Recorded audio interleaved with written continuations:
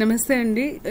ఈ వీడియోలో గవర్నెన్స్ సిలబస్ని డీటెయిల్డ్గా డిస్కస్ చేస్తాను. అంటే గవర్నెన్స్లో మనకి ఏమేమి ఏరియాస్ ఉన్నాయి, ఎట్లా ప్రిపేర్ అవ్వాలి. ఎందుకంటే నా ప్రకారము మీకు ఉన్న సిలబస్లో ఛాలెంజింగ్గా మారబోయే ఏరియాస్లో గవర్నెన్స్ ఒకటి. చాలా ఎగ్జాస్టివ్ ఉంది సిలబస్. ఇంకొకటి ఏంటంటే డైనమిక్ ఇంకా ఎగ్జాస్టివ్. ఒక్కొక్క టాపిక్లోనే చాలా కంటెంట్ ఉంటుంది, చాలా స్కోప్ ఉంటుంది క్వశ్చన్స్కి. Length of the syllabus is also very high. So ఎట్లా చదవాలి, ఎట్లా ప్రిపేర్ అవ్వాలి అన్న దానికి ఇవాళ డిస్కస్ చేద్దాము. ప్రతి యూనిట్ కింద యూనిట్లో అంటే మనకి సిలబస్ కాపీలో ఇచ్చిన సిలబస్ ఇది. దాన్ని నేను ఇంకా డీకోడ్ చేసి ఇంకా బ్రేక్ చేసి చెప్తాను మీకు ఎట్లా చదవాలో. ఇప్పుడు యూనిట్ 1 తీసుకుంటే మనకి ఇందులోనే 4 టాపిక్స్ ఉన్నాయి, 4 ఇండిపెండెంట్ టాపిక్స్. ఎట్లా అంటే ఇది ఈ గవర్నెన్స్, గుడ్ గవర్నెన్స్, ఈ governance models and applications first part, ఇది ఏ. తర్వాత governance at union level, cabinet secretariat, PMO, central secretariat, ministries and departments, B. దాని తర్వాత మీకు సి వచ్చేసి constitutional bodies, in fact constitutional and statutory bodies. ఇగో ఇట్ national human rights commission, national commission for STs, minorities and women అన్ని statutory bodies కిందకి వస్తాయి. And the fourth one is parliamentary committees. These are the 4 areas that we have in governance. అంటే first పార్ట్లో ఉన్న 4 ఏరియాలు. అయితే ఇప్పుడు మనము గవర్నెన్స్, గుడ్ గవర్నెన్స్, ఈ గవర్నెన్స్, వీటి మీద ఏం చదవాలి, గవర్నెన్స్ అంటే ఏంటి, గుడ్ గవర్నెన్స్ అంటే ఏంటి, ఈ గవర్నెన్స్ అంటే ఏంటి, వీటికి ఉన్న సంబంధం ఏంటి, ఫస్ట్ బేసిక్ ఐడియా లేకపోతే మనం అసలు ముందుకెళ్ళి చదవలేం. ఒక ఒక ఒక కంట్రీని మేనేజ్ చేయడాన్ని మనం గవర్నెన్స్ అంటాం. అంటే సింపుల్గా చెప్పాలంటే managing all the affairs of a country is governance. Everything to do with a country. ఒక స్టేట్కి సంబంధించి వాళ్ళు చేసేది అన్ని నిర్ణయాలు తీసుకొని ఆ నిర్ణయాలను ఇంప్లిమెంట్ చేయడమే మనం గవర్నెన్స్ అంటాం. ఆ నిర్ణయాలు ప్రజలకి మంచి చేస్తే, if they do good to people, if it is beneficial for everybody, if it is leading to development అంటే development oriented ఉంటే we call it as good governance. So good governance అన్న దానికి you cannot define good governance, but you can measure governance. When you measure governance and it scores well, we call it as good governance. అంటే measure అన్నప్పుడు parameters ఉండాలి. ఏ basis మీద measure చేస్తాం, కొన్ని parameters ఉంటాయి. ఈ పారామీటర్స్ మనకి యుఎన్డిపి ఇచ్చింది, వరల్డ్ బ్యాంక్ ఇచ్చిన పారామీటర్స్ చాలా ఇంపార్టెంట్. ఫర్ ఎగ్జాంపుల్ మనం ట్రాన్స్పరెన్సీ అండ్ అకౌంటబిలిటీ అంటాం. చాలా important, most important parameters. Transparency, accountability, efficiency, effectiveness, rule of law, ఇవన్నీ పారామీటర్స్ అనమాట. ఇవన్నీ కరెక్ట్గా ఉంటే, ఎక్కువ ఉంటే మనం దాన్ని గుడ్ గవర్నెన్స్ అని చెప్పి అంటాం. మరి ఈ గవర్నెన్స్ అంటే ఏంటి? ఈ గవర్నెన్స్ అంటే, ఈ గవర్నెన్స్ అన్నది ఒక టూల్. Good గవర్నెన్స్కి tool. అంటే మనం ఈ గవర్నెన్స్ అచీవ్ చేయాలి అనుకున్నప్పుడు ఏం చేస్తే అచీవ్ చేస్తాము అన్న క్వశ్చన్కి వచ్చినప్పుడు ఈ గవర్నెన్స్ వస్తుంది. ఈ గవర్నెన్స్ అంటే ఏంటి? ఇన్ఫర్మేషన్ కమ్యూనికేషన్ టెక్నాలజీని గవర్నెన్స్లో వాడడాన్ని మనం ఈ గవర్నెన్స్ అంటాం. ఇప్పుడు మీ సేవ is an example of e governance. So అట్లా గవర్నెన్స్, గుడ్ గవర్నెన్స్, ఈ గవర్నెన్స్ బేసిక్ అండర్స్టాండింగ్, కాన్సెప్ట్స్ తెలియాలి. దాని తర్వాత నేను మీకు ఇంతకుముందు చెప్పినట్టు ఎవల్యూషన్ ఆఫ్ దీస్ గవర్నెన్స్ అన్న పదం మనం అంటే రీసెంట్ టైమ్స్ నుండి వాడుతున్నాం, మోడర్న్ పీరియడ్లో వచ్చింది. So evolution of governance, good governance చాలా చాలా ఇంపార్టెంట్. ఇండియాలో, వరల్డ్ వైడ్ బ్రీఫ్గా తెలిసినా సరే కానీ ఇండియాలో మాత్రం డీటెయిల్డ్గా తెలియాలి. దాని తర్వాత characteristics of good governance, specially good గవర్నెన్స్కి క్యారెక్టరిస్టిక్స్. ఈ గవర్నెన్స్కి we associates acronym called smart. So characteristics తెలియాలి. ఎట్లా ఇంప్లిమెంట్ చేస్తున్నారు, ఇక్కడ ఉంది చూడండి, అప్లికేషన్స్ అండ్ మోడల్స్ అని అంటున్నారు. క్యారెక్టరిస్టిక్స్ తెలిసిన తర్వాత ఈ గవర్నెన్స్లో డిఫరెంట్ మోడల్స్ ఉంటాయి. దాని తర్వాత అప్లికేషన్స్ అంటే గుడ్ గవర్నెన్స్ని ప్రమోట్ చేయడానికి గవర్నమెంట్ ఏం చేస్తుంది, ఈ గవర్నెన్స్ని ప్రమోట్ చేయడానికి గవర్నమెంట్ ఏం చేస్తుంది. ఉదాహరణకి we have digital India mission. Okay, we have right to information act. Right to information act is a major step towards good governance. So ఇవన్నీ తెలియాలి మనకి. కాకపోతే ఇక్కడ మనం బ్రీఫ్గా రాస్తాం. బ్రీఫ్గా అంటే మనకి ఆ ఇనిషియేటివ్ పేరు, అది ఎట్లా ప్రమోట్ చేస్తుంది, దానివల్ల ఎట్లా గుడ్ గవర్నెన్స్ ప్రమోట్ అవుతుంది, దానివల్ల ఈ గవర్నెన్స్ ఎట్లా ఇంటిగ్రేట్ అయింది, అంతవరకు తెలియాలి మనకి. ఇప్పుడు ఈ నామ్ ఉంది, ధరణి పోర్టల్, ఆఫ్ కోర్స్ ఇప్పుడు కాంప్లికేటెడ్ అయింది కానీ Dharani portal was suppose to be an example for e governance. మనకి బేసిక్గా ఈ గవర్నెన్స్ గుడ్ గవర్నెన్స్ ఇంప్లిమెంటేషన్కి ఎగ్జాంపుల్స్ ఎట్లా అవి ప్రమోట్ అవుతున్నాయి అన్నది తెలియాలి. ఇది ఫస్ట్ పార్ట్లో మనం ఫస్ట్ పార్ట్కి నేర్చుకోవాల్సింది ఇది. దాని తర్వాత సెకండ్ పార్ట్లో మీకు governance at union level, cabinet secretariat, PMO, central secretariat, ministries and departments ఉంది. దీనికి మీకు first cabinet secretariat, PMO, central secretariat ఈ మూడు వాటి మీనింగ్ అంటే క్యాబినెట్ సెక్రటేరియట్ ఏం చేస్తుంది, పిఎంఓ ఏం చేస్తుంది, సెంట్రల్ సెక్రటేరియట్ ఏం చేస్తుంది చాలా ఇంపార్టెంట్. అవి మనకు ఫస్ట్ తెలియాలి. దాని తర్వాత వాటి ఎవల్యూషన్ తెలియాలి. లాస్ట్ వాటి రిలేషన్షిప్ తెలియాలి. ఆ తర్వాత వాటి మీద ఏమైనా ఇష్యూస్ ఉన్నాయి. ఇప్పుడు ఫర్ ఎగ్జాంపుల్ పిఎంఓ ఇంటర్ఫియరెన్స్ ఎక్కువైపోయింది అన్న క్రిటిసిజం ఉంటుంది, పిఎంఓ చాలా సెంట్రలైజ్డ్ అయిపోతుంది అన్న క్రిటిసిజం ఉంటుంది. సో నిజంగా ఇంటర్ఫియరెన్స్ ఎక్కువ ఉందా, సెంట్రలైజ్డ్ అవుతుందా, ఇవి తెలియాలి. ఇక్కడ రాస్తున్నా చూడండి. వీటి ఇవల్యూషన్ తెలియాలి. అసలు క్యాబినెట్ సెక్రటేరియట్ అన్నది ఎప్పుడు మొదలైంది, ప్రైమ్ మినిస్టర్స్ ఆఫీస్ అన్నది ఎప్పుడు మొదలైంది, సెంట్రల్ సెక్రటేరియట్ ఎప్పుడు మొదలైంది. వీటికి కాన్స్టిట్యూషనల్ బేసెస్ ఉండే. ఎందుకు అంటే ఇది ఒక అడ్మినిస్ట్రేటివ్ మెషినరీ. సో కాన్స్టిట్యూషన్కి సంబంధించి వీటికి సంబంధించి కాన్స్టిట్యూషన్లో డైరెక్ట్గా ఏం ప్రొవిజన్స్ ఉండవు. దాని తర్వాత నెక్స్ట్ మనకు తెలియాల్సింది వాటి రోల్, బేసిక్గా అవి ఏం చేస్తాయి, వాటి రోల్స్ అండ్ రెస్పాన్సిబిలిటీస్, వాటి ఫంక్షన్స్ ఏంటి. దాని తర్వాత we have to map their relationship, connectivity, how are they connected to each other. ఏదన్నా ఓవర్లాప్ ఉంటుందా వాళ్ళ ఆ మూడు ఆర్గనైజేషన్స్, ఏజెన్సీస్ మధ్యలో ఏదన్నా ఓవర్లాప్ ఉంటుందా, వర్క్ ఓవర్లాప్ ఎట్లా ఉంటుంది వాళ్ళ రిలేషన్షిప్, ఎవరు ఇంపార్టెంట్, ఎవరు సబార్డినేట్, ఎవరు సుపీరియర్, ఇట్లాంటి క్లారిటీ చాలా ఇంపార్టెంట్. ఎందుకంటే మనం వాళ్ళ రోల్ని అసెస్ చేసేటప్పుడు వాళ్ళ ఫంక్షన్స్ తెలియకపోతే వాళ్ళ రోల్ని మనం అసెస్ చేయలేం. సో ఫస్ట్ ఫంక్షన్స్ తెలుసుకొని వాళ్ళ రోల్ని అసెస్ చేసేటప్పుడు ఎవరు సుపీరియర్, ఎవరు సబార్డినేట్, ఎక్కడ ప్రాబ్లమ్స్ ఉంది, ఎక్కడ ఓవర్ ఇంటర్ఫియరెన్స్ ఉంది, ఎక్కడ ఓవర్ సెంట్రలైజేషన్ ఉంది, ఇట్లాంటివి మనం తెలుసుకోవాలి. ఇష్యూస్, దాని లాస్ట్ వచ్చే ఇష్యూస్ రిలేటెడ్, వాళ్ళలో ఉన్న ఇష్యూస్ ఏమన్నా ఉంటే అవి. ఇది మనకి బి గురించి తెలియాల్సింది. ఇప్పుడు సికి వచ్చేసరికి ఇవన్నీ మీరు ప్రిలిమ్స్లో చదువుంటారు. మరి ప్రిలిమ్స్లో చదివిన దానికి మెయిన్స్కి చదవాల్సిన దానికి ఉన్న తేడా ఏంటి? ఇప్పుడు మనం ఏమంటున్నాం, ఫైనాన్స్ కమిషన్ అంటున్నాం, ఎలక్షన్ కమిషన్ అంటున్నాం, యూపీఎస్సీ అంటున్నాం, క్యాగ్ అంటున్నాం, NHRC, NCSC, ST, BC, minority, women, ఇన్ని రాస్తున్నాయి అక్కడ. మనము ప్రిలిమ్స్కి వీటికి ఏం చేస్తామంటే we talk about their establishment. First type of body, స్టాట్యూటరీయా, కాన్స్టిట్యూషనలా, అది ఫస్ట్ తెలుసుకుంటాం. తర్వాత ఎప్పుడు స్టార్ట్ అయింది, ఏ ఇయర్ ఎస్టాబ్లిష్ అయింది, ఇయర్ ఆఫ్ ఎస్టాబ్లిష్మెంట్.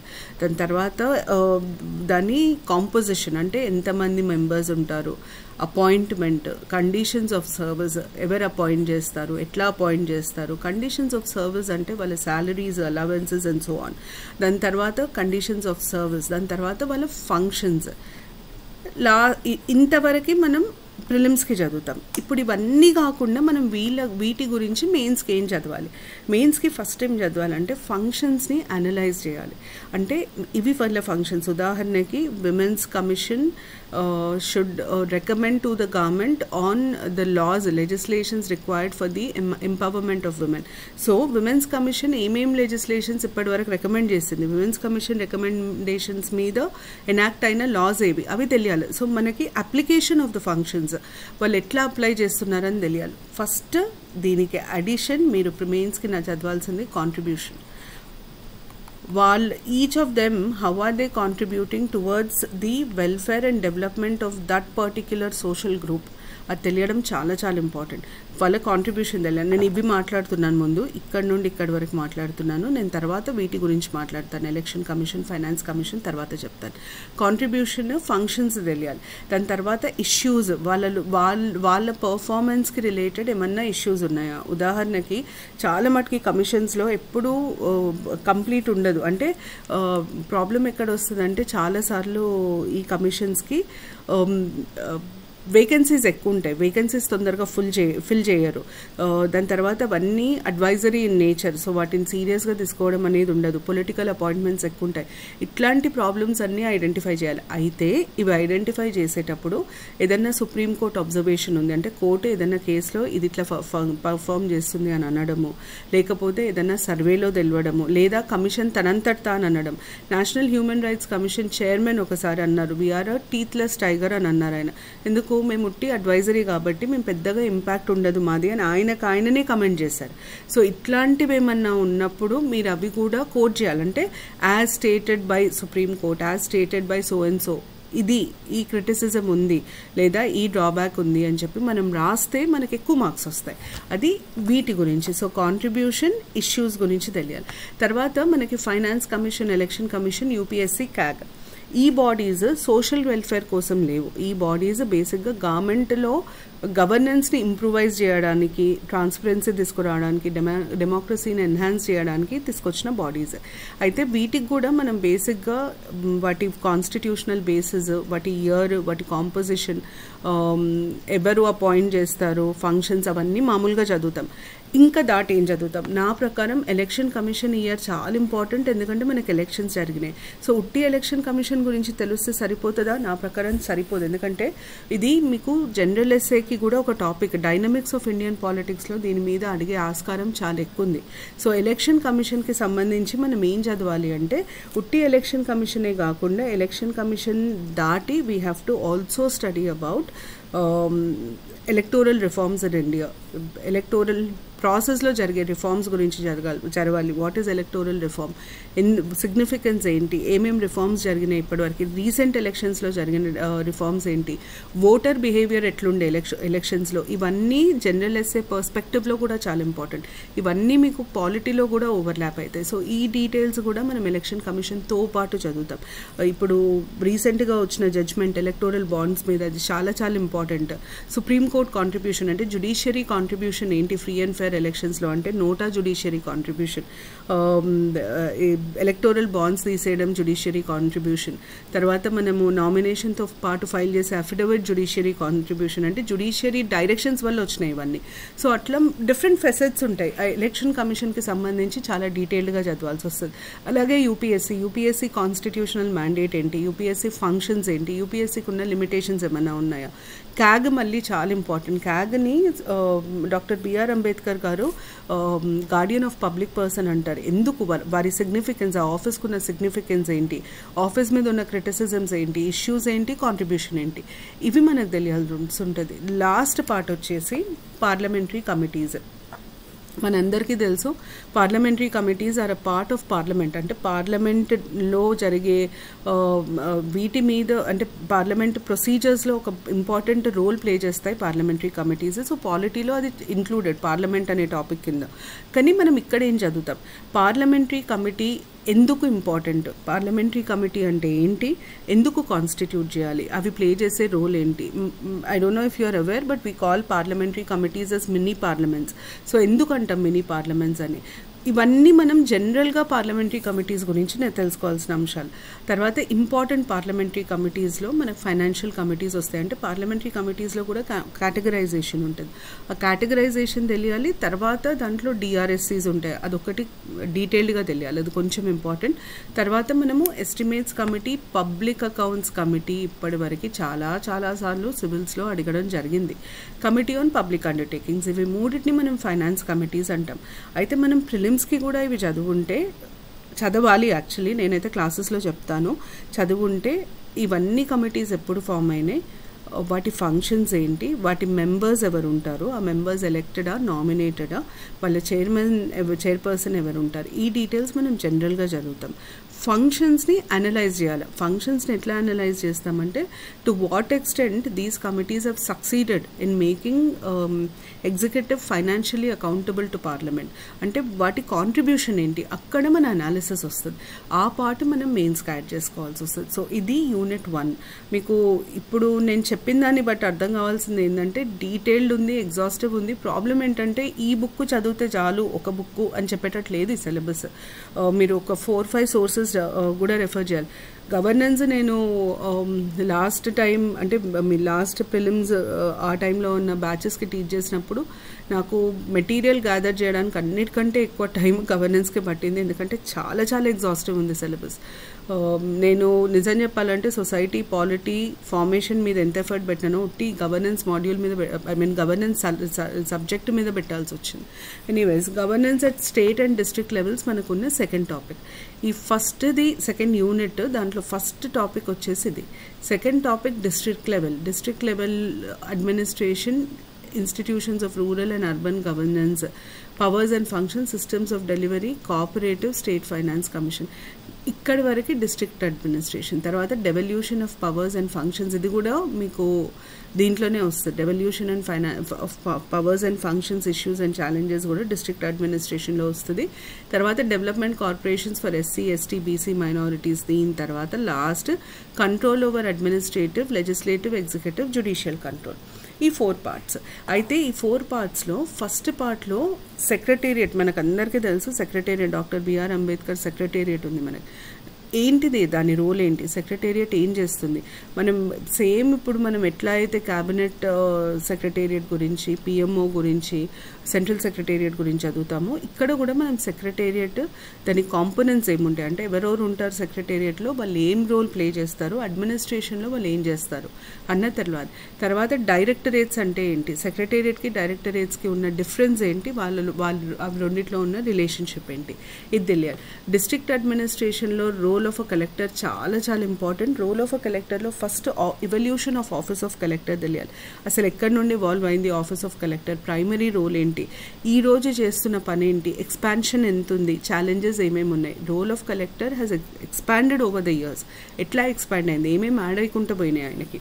తర్వాత institutions of rural and urban governance, powers and functions. Institution of rural and urban governance అంటే ఏమొస్తాయి, మున్సిపాలిటీస్, పంచాయత్స్ వస్తాయి. సో మున్సిపాలిటీస్, పంచాయత్స్, వాటి స్ట్రక్చర్, ఇది మళ్ళీ మీకు 73rd 74th అమెండ్మెంట్తో ఓవర్లాప్ అవుతుంది. కానీ డిఫరెన్స్ ఏంటంటే తెలంగాణ స్పెసిఫిక్గా తెలియాలి. ఫర్ ఎగ్జాంపుల్ ఎంత పాపులేషన్ ఉన్న విలేజ్కి ఒక గ్రామ పంచాయతీ ఉంటుంది, మనకి ఎక్కడి నుండి ఇన్ఫర్మేషన్ ఉంటుంది. ఈ పార్ట్కి మాత్రం మనం కంపల్సరీగా తెలంగాణ పంచాయత్ రాజ్ యాక్ట్ అని ఉంటుంది. ఈ తెలంగాణ పంచాయత్ రాజ్ యాక్ట్ మొత్తం చదవద్దు, ఇంతలా ఉంటుంది. కొన్ని ప్రొవిజన్స్ మాత్రం చదవాల్సి వస్తుంది. ఇన్స్టిట్యూషన్స్ వరకు, వాటి పవర్స్ అండ్ ఫంక్షన్స్ వరకు, వాటికి ఫైనాన్సెస్ ఎట్లా వస్తాయి, సపరేట్ ఫండ్ ఉంటుంది పంచాయత్స్కి. ఆ ఫండ్ ఎట్లా కాన్స్టిట్యూట్ అయింది, దాంట్లో ఎక్కడి నుండి మనీ వస్తాయి, ఆ మనీని ఎట్లా విత్డ్రా చేయొచ్చు, ఇట్లాంటి కొన్ని ప్రొవిజన్స్ మాత్రం చదవాలి. ఎందుకంటే మనం ఆన్సర్ రాసేటప్పుడు ఆ బేస్, స్టాట్యూటరీ బేస్ ఉంటే స్టాట్యూటరీ బేస్ రాయాలి, కాన్స్టిట్యూషనల్ బేస్ ఉంటే కాన్స్టిట్యూషనల్ బేస్ రాయాలి, కంపల్సరీగా రాయాలి. సో అది ఈ పార్టీకి చదువుతాం. తర్వాత devolution of powers and functions, issues and challenges కూడా దీనికి సంబంధించింది, లోకల్ సెల్ఫ్ గవర్నెన్స్కి సంబంధించింది. స్టేట్ ఫైనాన్స్ కమిషన్ కూడా లోకల్ సెల్ఫ్ గవర్నమెంట్కి సంబంధించింది. స్టేట్ ఫైనాన్స్ కమిషన్ రోల్ గురించి తెలియాలి. జనరల్గా మనము కాన్స్టిట్యూషన్లో ఎల్ఎస్జీ, లోకల్ సెల్ఫ్ గవర్నమెంట్ చదివినప్పుడు చదువుతాం, కానీ రోల్ని అసెస్ చేయాలి ఇక్కడ. Devolution of powers and finances అంటే లోకల్ సెల్ఫ్ గవర్నమెంట్కి ఎలాంటి పవర్స్ ఇస్తున్నాం, ఎలాంటి రిసోర్సెస్ ఇస్తున్నాం, అవి సరిపోతున్నాయా లేదా, వాటిలో ఉన్న ప్రాబ్లమ్స్ ఏంటి, వాటిని ఇంకా ఎట్లా ఎన్హాన్స్ చేయాలి అన్నది చదువుతాం. తర్వాత కోఆపరేటివ్స్ చాలా చాలా important. What is a cooperative, constitutional basis ఏంటి కోఆపరేటివ్స్కి, కోఆపరేటివ్స్ ఎందుకు ఇంపార్టెంట్, ఎందుకు గవర్నమెంట్ కోఆపరేటివ్స్ని ప్రమోట్ చేస్తుంది, సిగ్నిఫికెన్స్ ఆఫ్ కోఆపరేటివ్స్ వల్ల జరిగిన లాభాలు. అంటే మనం కొన్ని ఎగ్జాంపుల్స్ ఇవ్వాలి, లోకల్ ఎగ్జాంపుల్స్ ఇవ్వాలి ఇక్కడ. ఎందుకంటే మనం governance and district and state level అంటుంది ఈ చాప్టర్, కాబట్టి లోకల్ ఎగ్జాంపుల్స్ ఇవ్వాలి. కోఆపరేటివ్స్ కాంట్రిబ్యూషన్ ఏంటి, ఇప్పుడు మనం పోచంపల్లి మాట్లాడితే పోచంపల్లి వీవర్స్ కోఆపరేటివ్ సొసైటీ చాలా పవర్ఫుల్. పోచంపల్లికి రికగ్నిషన్ రావడానికి వన్ ఆఫ్ ద రీజన్స్ అది. సో మనం లోకల్ ఎగ్జాంపుల్స్ ఇవ్వాలి. దాని తర్వాత కోఆపరేటివ్స్కి సంబంధించి ఉన్న ఛాలెంజెస్ ఏంటి, ఇష్యూస్ ఏంటి, ఫ్రాడ్స్ జరుగుతాయి, ఫైనాన్షియల్ మిస్మేనేజ్మెంట్ జరుగుతుంది, పొలిటికల్ ఇంటర్ఫియరెన్స్ ఉంటుంది. సో ఈ ఇష్యూస్ని ఐడెంటిఫై చేసి వీటికి తీసుకోవాల్సిన మెజర్స్, వాటి గురించి రాయాల్సి వస్తుంది. ఇది అయిపోతే తర్వాత మనకి development cooperations for SC, ST, BC minorities, disabled welfare తెలంగాణలో ఉన్నాయి. So what is a development corporation, how is it different from national commission for SC. National commission for SC has a very broad role. National commission for SC, state commission for SC basically is there for development, is there to protect, is there for grievance redressal. అంటే ఎస్సీస్ని protect చేయడం, వాళ్ళకున్న కంప్లైంట్స్ని తీసుకొని investigate చేయడం, గవర్నమెంట్కి recommend చేయడం, వాళ్ళని develop చేయడం అన్నీ కమిషన్ చేస్తుంది. డెవలప్మెంట్ కార్పొరేషన్స్ మాత్రం ఒకటే ఒక ఫోకస్ ఉంటుంది, development of these communities, development of these communities in terms of education, in terms of employment, in terms of skill development. అది డెవలప్మెంట్ కార్పొరేషన్స్ చేసే పని. సో ఫస్ట్ మనకి ప్రతి కార్పొరేషన్ ఎప్పుడు ఫామ్ అయింది, దానిలో ఎవరెవరు ఉంటారు, దాని హెడ్ ఎవరు ఉంటారు అది బ్రీఫ్గా తెలియాలి. దాని తర్వాత మనకు డీటెయిల్గా తెలియాల్సింది దానికి ఫైనాన్సెస్ ఎక్కడి నుండి వస్తాయి, అది ఏమేమి ఇనిషియేటివ్స్ తీసుకుంది. ఇనిషియేటివ్స్ చాలా చాలా ఇంపార్టెంట్. ఆ ఇనిషియేటివ్స్ తర్వాత ఇంకేమైనా రికమెండ్ చేయొచ్చా మనం, అంతవరకు చదవాల్సి వస్తుంది. తర్వాత control over administration, legislative, executive and judicial control అన్నది పాలిటీతో చాలా ఓవర్లాప్ అయ్యే ఏరియా. లెజిస్లేటివ్ కంట్రోల్లో మీకున్న పార్లమెంటరీ టర్మినాలజీ మొత్తం వచ్చేస్తుంది చాలా మటుకు. ఇప్పుడు ఫర్ ఎగ్జాంపుల్ క్వశ్చన్ అవర్ ఉంది, 0 అవర్ ఉంది, ఈ తర్వాత పాయింట్ ఆఫ్ ఆర్డర్ లెజిస్లేటివ్ కంట్రోల్కి రాదు, క్వశ్చన్ అవర్ 0 అవర్ వస్తాయి. సో క్వశ్చన్ అవర్ ఎందుకు, 0 అవర్ ఎందుకు, దానివల్ల జరిగే బెనిఫిట్ ఏంటి అంటే ఎట్లా లెజిస్లేచర్ ఎగ్జిక్యూటివ్ని కంట్రోల్ చేస్తుంది. Budget is a way of controlling, parliamentary committees are a way of controlling. So what are the different tools that legislature uses to control administration అన్న దానికి we have to look at all that. తర్వాత same executive control అంటే ఎగ్జిక్యూటివ్కి అడ్మినిస్ట్రేషన్కి difference ఏంది. Administration is a part of executive is a larger body.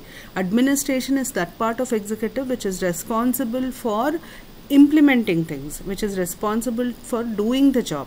Decision making role political executive play cheste, permanent executive administration chuskuntundi. Permanent executive also contributes to decision making, kani the decision is actually made by the political executive. So executive control ekkada modalaitadi ante recruitment daggara modalaitadi. Recruitment, posting, transfer ivanni kaakunda internal gunde control mechanisms evaithe ఉంటాయో అవన్నీ executive control over అడ్మినిస్ట్రేషన్లోకి వస్తాయి. Judicial కంట్రోల్లో very important way of controlling executive is WRITS, writs. mandamus is very very important. Court order, okay, mandamus is very very important. So how does judiciary ensure that administration is in control? Ante enti administration is not violating citizen rights, adi judiciary chustadi. Administration performance correct unda leda, public interest litigations, judicial activism is another way where judiciary controls the executive. So atla manam ikkada em chestamante first we try to understand why should legislature control administration, how does legislature control administration, is the control effective, what is the way forward. In naalge questions, why, how, what is the why should it control, how should it control, is the control effective enough, and what is the way forward. ఈ 4 క్వశ్చన్స్కి మనం answer తీసుకోవాలి ఈ టాపిక్కి. దాని తర్వాత next topic మనకి programmes, agencies, institutions working for the development of urban and rural areas. ఇది బేసిక్గా మీకు పీపుల్ సెంటర్డ్ పార్టిసిపేటరీ డెవలప్మెంట్. ఇది మీకు సొసైటీ తో ఓవర్లాప్ అవుతుంది, ఎకానమీ, డెవలప్మెంటల్ ఎకానమీతో కూడా ఓవర్లాప్ అవుతుంది. ఫర్ ఎగ్జాంపుల్ పావర్టీ అన్న పదం మీ సిలబస్లో ఇండియన్ ఎకానమీలో ఉంటుంది, సొసైటీలో ఉంటుంది, ఇక్కడ కూడా ఉంటుంది. సో బేసిక్గా మనం ఏం మాట్లాడుతున్నామంటే programs, agencies and institutions working for the development of urban and rural areas అంటారు. ఐఎమ్ షూర్ మీరు సర్ప్ అని ఉంటారు, మెప్మా అని ఉంటారు. ఇవన్నీ these are agencies that work for rural and urban development. Okay, SIDBI ఒక బ్యాంక్ అయినా it plays a very important role in the development, in the rural and urban development. So మనకి డిఫరెంట్ ఏజెన్సీస్ గురించి తెలియాలి. ప్రోగ్రామ్స్ అనేసరికి there is nothing but all the schemes, all the initiatives of the government for rural and urban development. మనకి urban mission ఉంది, అది చాలా చాలా important. So అట్లా మనకి what all programmes is the government implementing for developing rural and urban areas. Development is not just economic development, infrastructural development వస్తుంది, employment generation వస్తుంది, education, provision of education వస్తుంది, ఇవన్నీ వస్తాయి. సో మనకి ప్రోగ్రామ్స్, ఏజెన్సీస్, ఇన్స్టిట్యూషన్స్ ఈ మూడిటికి సంబంధించి తెలియాలి. ఇన్స్టిట్యూషన్స్లో మళ్ళీ local self government related institutions దీంట్లో ఒక పార్ట్ అవుతాయి. తర్వాత పీపుల్ సెంటర్డ్ పార్టిసిపేటరీ డెవలప్మెంట్ అంటే ఏంటి, ప్రజలే న్యూక్లియస్ లాగా జరిగే డెవలప్మెంట్ని మనం పీపుల్ సెంటర్డ్ అంటాం. సో పీపుల్ సెంటర్డ్లో ఏమేమి స్టెప్స్ ఉంటాయి? పీపుల్ సెంటర్డ్ పార్టిసిపేటరీ డెవలప్మెంట్లో ఫస్ట్ ఉండే స్టెప్ డెసిషన్ మేకింగ్. అంటే మనం ఎంతవరకు ప్రజలని కన్సిడర్ చేస్తున్నాం డెసిషన్ మేకింగ్లో, వాళ్ళ అవసరాలని, వాళ్ళ ఆలోచనలని, వాళ్ళ డిమాండ్స్ని కన్సిడర్ చేస్తున్నాం, వాళ్ళ రోల్ ఏంటి డెసిషన్ మేకింగ్లో. ఇంకొకటి వాళ్ళ నుండి తీసుకునే ఫీడ్బ్యాక్ ఏంటి, వాళ్ళ గ్రీవెన్స్ని ఎట్లా రిడ్రెస్ చేస్తున్నాం, ఇవన్నీ పీపుల్ సెంటర్డ్ పార్టిసిపేటరీ డెవలప్మెంట్లో వస్తాయి. ఇక్కడ వాళ్ళు చాలా స్పెసిఫిక్గా పావర్టీ ఎలివియేషన్ ప్రోగ్రామ్స్ అని మాత్రమే ఇచ్చారు. సో మనం అన్ని పావర్టీ ఎలివియేషన్ మెజర్స్ని తీసుకొని వాటిని అనలైజ్ చేయడం చాలా చాలా ఇంపార్టెంట్. పావర్టీ అనేది ఒక మల్టీ డైమెన్షనల్ కాన్సెప్ట్. దాన్ని మనం ఎకానమీలోనో సొసైటీలోనో పెట్టలేం. అది సోషో ఎకనామిక్ కాన్సెప్ట్. సో సొసైటీలో పార్ట్, అది ఎకానమీలో కూడా పార్ట్. పావర్టీ ఎలివియేషన్ ప్రోగ్రామ్స్ కూడా మల్టీ డైమెన్షనల్ ఉంటాయి. For example mid day meal scheme is also poverty alleviation program. ఎందుకంటే mid day meal scheme promotes nutrition లేకపోతే చాలామంది వల్నరబిలిటీ అంటే పావర్టీలో పడిపోయే స్టేజ్లో ఉంటారనమాట.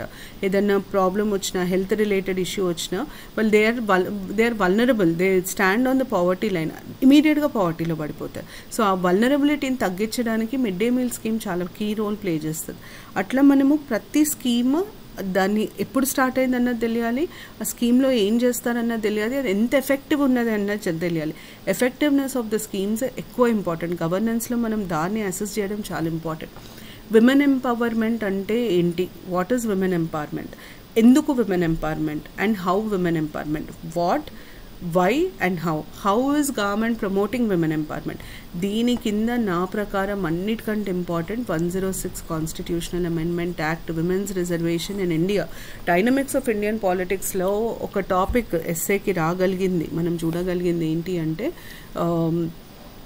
106 constitutional amendment act, political representation of women in India, political empowerment of women in India మీద మీకు essay వచ్చే ఛాన్సెస్ ఉన్నాయి. చాలా చాలా ఇంపార్టెంట్. అంటే we have to trace the journey of women's political participation in India. అది ప్రీ ఇండిపెండెన్స్ నుండి ఇప్పటి వరకు మనకు ఆ జర్నీ మొత్తం తెలిసి ఉండాలి, దాంట్లో స్టెప్స్ తెలిసి ఉండాలి, దానికి జరిగిన మూవ్మెంట్స్ తెలిసి ఉండాలి, డిఫరెంట్ ఒపీనియన్స్, సోషల్ పర్సెప్షన్ ఎట్లా మారింది, గవర్నమెంట్ పర్సెప్షన్ ఎట్లా మారింది, ఎందుకు ఇంత టైం పట్టింది ఇది పాస్ కావడానికి, దీంట్లో ఉన్న ప్రొవిజన్స్ ఏంటి, దీంట్లో ఉన్న so called loop holes are criticism ఏంటి, ఇవన్నీ తెలియాలి. అది మనకి ఎస్ఏకి చాలా ఇంపార్టెంట్.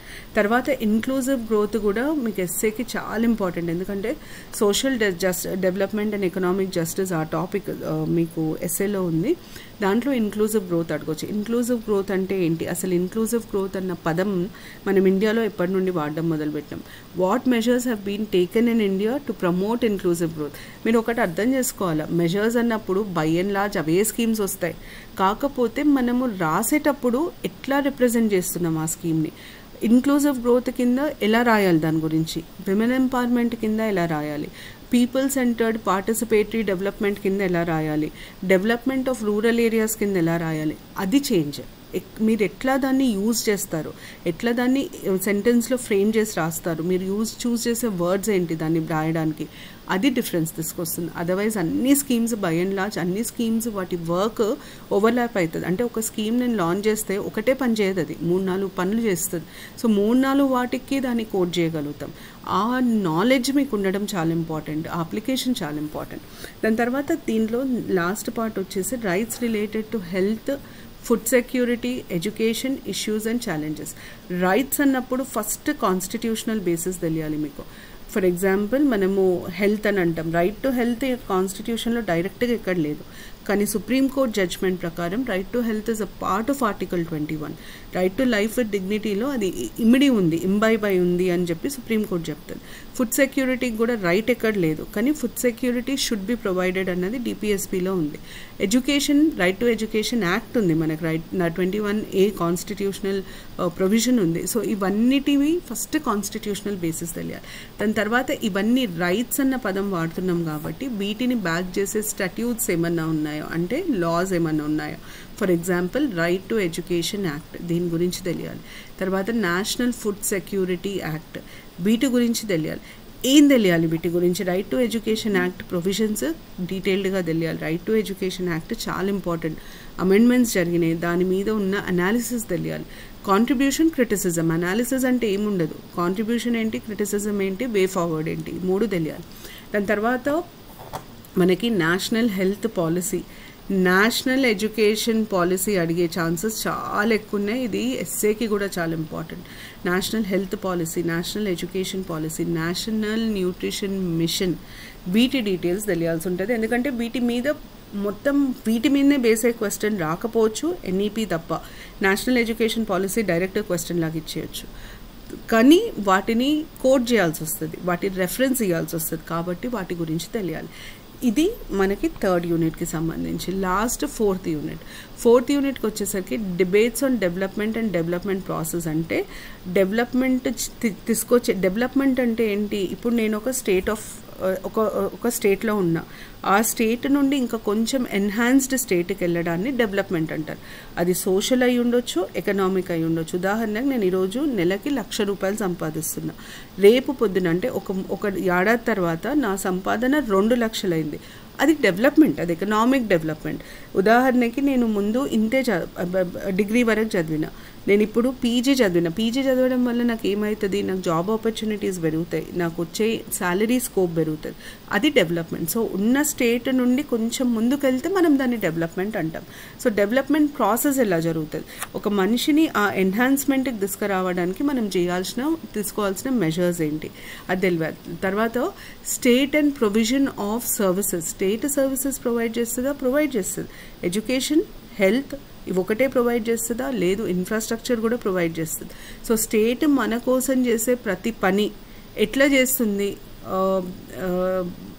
ఎందుకు చేయాలి, ఎట్లా చేస్తుంది, దాన్ని ఇంకెట్లా మెరుగుపరచాలి, ఈ 3 తెలియాలి. So state, what are the services that state provides, to what extent, how, and what are the issues, ఈ 4 తెలియాలి. తర్వాత state and market. State and market is basically about the relationship between state and market. ఇది economic, political ఎకానమీలోకి వస్తుంది.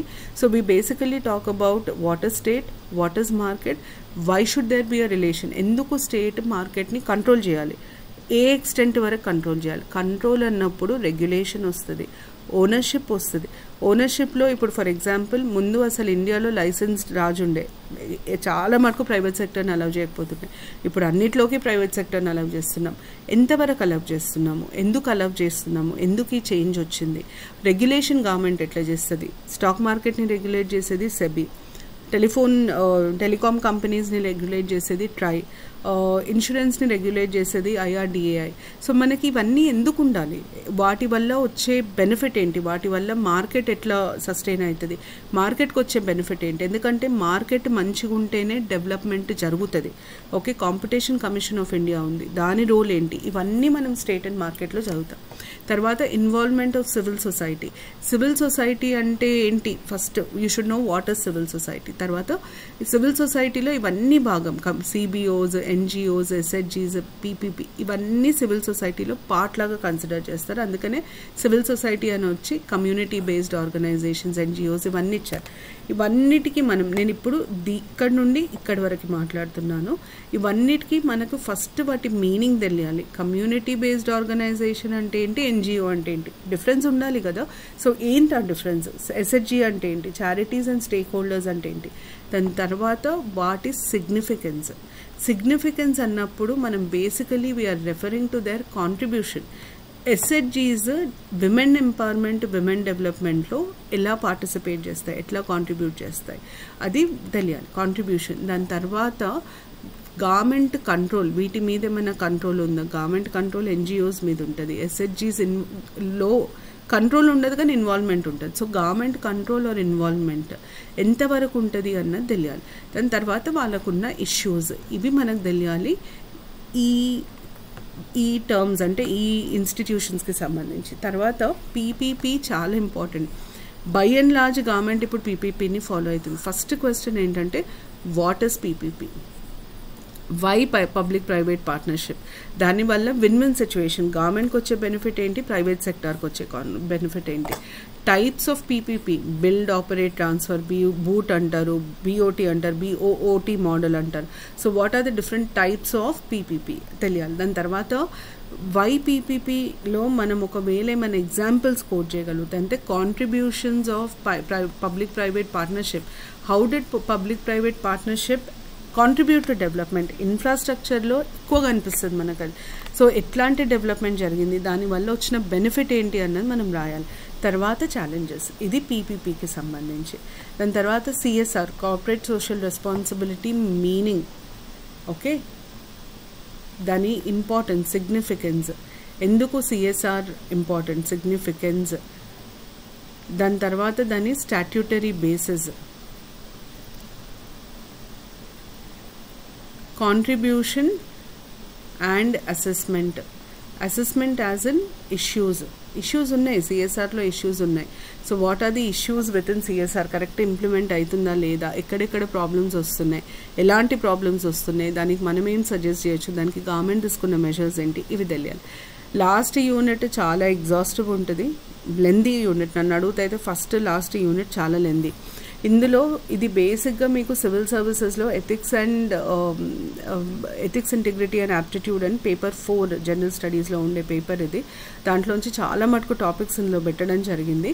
So first మనకి what are ethics, what are values. Ethics values interchangeable terms కాదు, models వేరు, ethics వేరు, values వేరు, difference ఉంటాయి.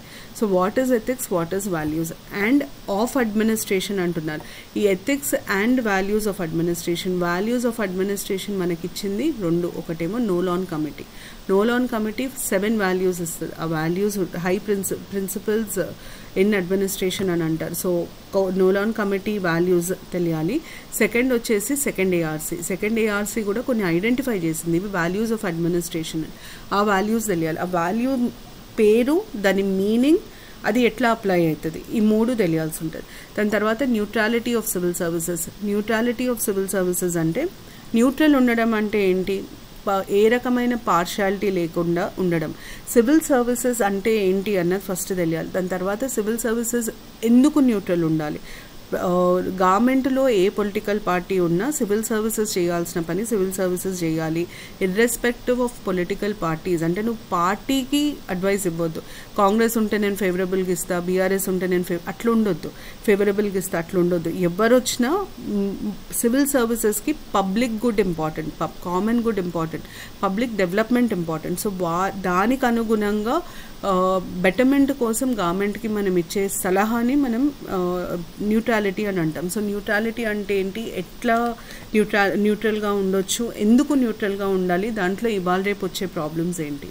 దాని తర్వాత committed bureaucracy. Neutrality in civil services, committed bureaucracy 2 interlinked. Neutrality లేనిది కమిటెడ్ బ్యూరోక్రసీ ఉండదు, న్యూట్రాలిటీ ఉంటేనే మనకు కమిట్మెంట్ ఉంటుంది. కమిటెడ్ బ్యూరోక్రసీ అంటే వాళ్ళ వర్క్ పరంగా ఉండే కన్విక్షన్ని మనం కమిటెడ్ బ్యూరోక్రసీ అంటాం.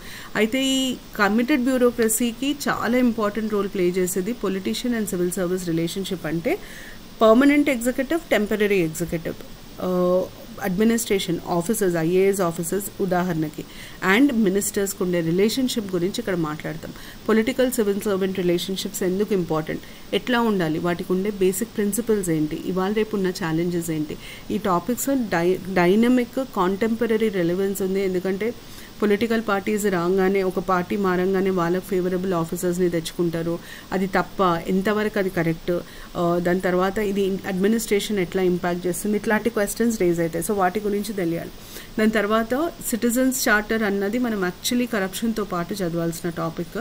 What is a citizens charter, what are the principles of citizens charter, evolution of citizens charter in India, content of citizens charter, and citizens charter ఎట్లా ethics and వాల్యూస్ని promote చేస్తుంది. We have to interlink citizens charter with these values. మనం Nolan committee second ARC కింద discuss చేసే వాల్యూస్తోని ఇక్కడ నుండి అన్నీ ఇంటిగ్రేట్ చేయాలి. జెండర్ సెన్సిటైజేషన్ అంటే ఏంటి, జెండర్ సెన్సిటైజేషన్ విమెన్ ఎంపవర్మెంట్కి కాంట్రిబ్యూట్ చేస్తుంది. ఎట్లా సెన్సిటైజ్ చేయాలి, ఇప్పుడు మనం పోలీస్ని ఎట్లా సెన్సిటైజ్ చేయాలి, సెన్సిటైజ్ చేయడము అంటే ఏంటి అంటే కొంచెము కేర్ఫుల్గా కొంచెం ఎంపతీతో డీల్ చేయడం.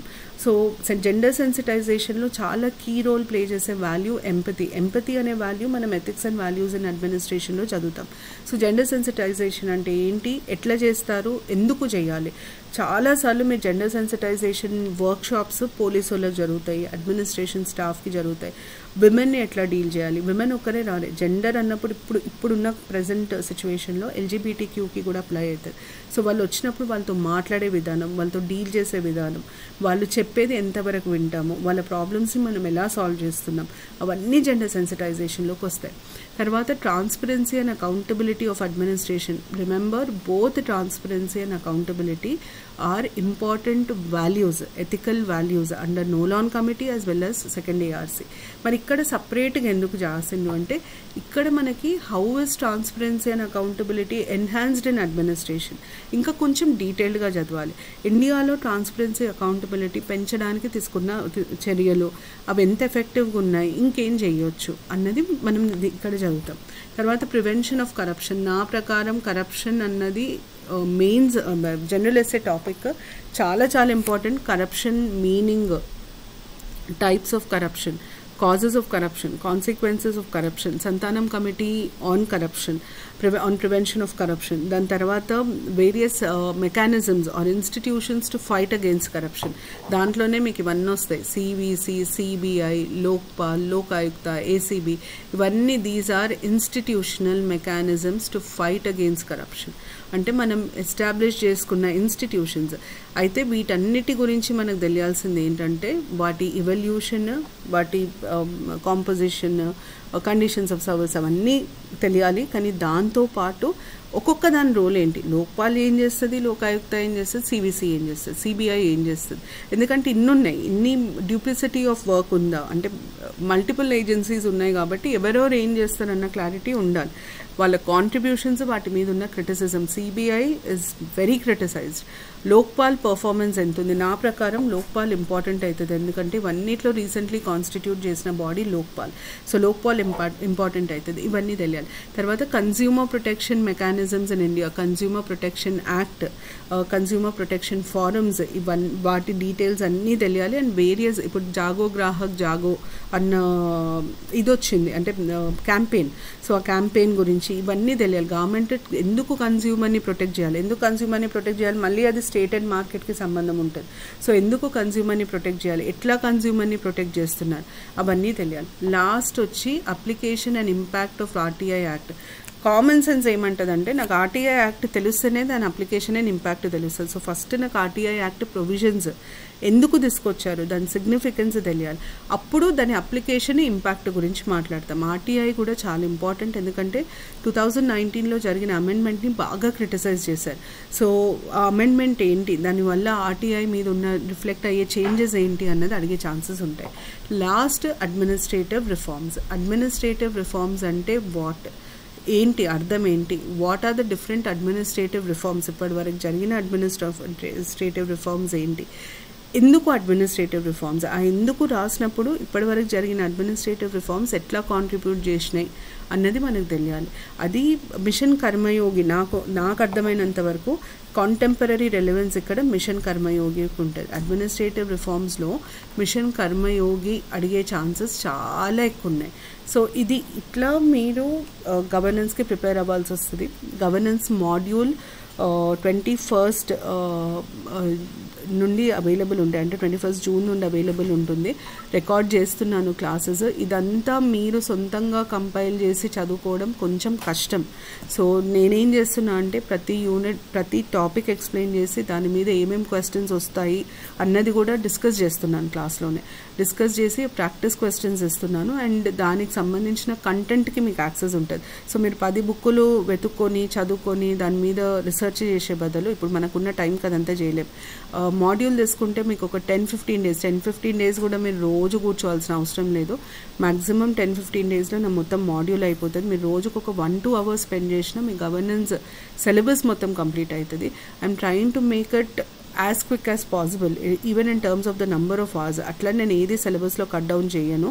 ఎక్కువ మటుకు మీకు material printed or handwritten material ఇస్తే నాకు కొంచెం తక్కువ బర్డెన్ అవుతుంది, అంటే in terms of explanation. So number of అవర్స్ని ఇంకా కొంచెం కుదించడానికి ట్రై చేస్తాను.